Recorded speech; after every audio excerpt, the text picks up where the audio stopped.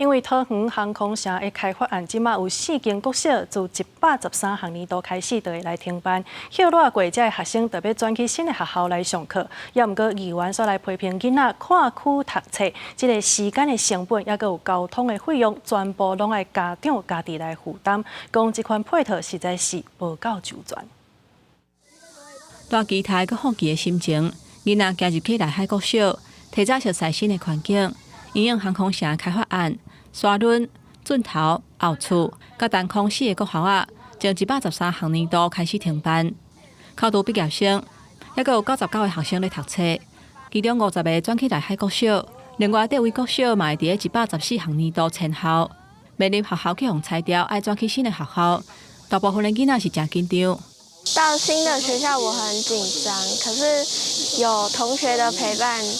就慢慢不紧张。很紧张，但是我很期待，因为会见到很多我没见过的同学。杨5号议员认为讲，配合航空城的作业，囡仔下区读册加出来交通时间，还佫有交通费，拢爱家长家己负担。批评教育局配套无够周至，建议安排交通车或者是争取保留准头国小，嘛呼吁配合航空城迁徙户进入中间的阶段，赶紧去新的学校，满足囡仔的受教权。这4所学校废除了以后，那学生呢到内海国小去就读，或是大安国小去就读，那所延伸出来的这一些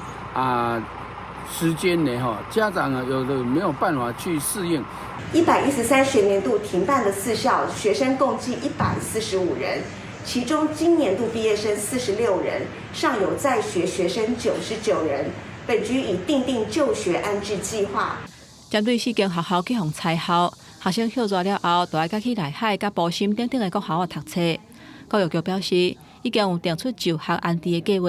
协助在校生唔免刷户口，就会当下区去市内其他学校读册，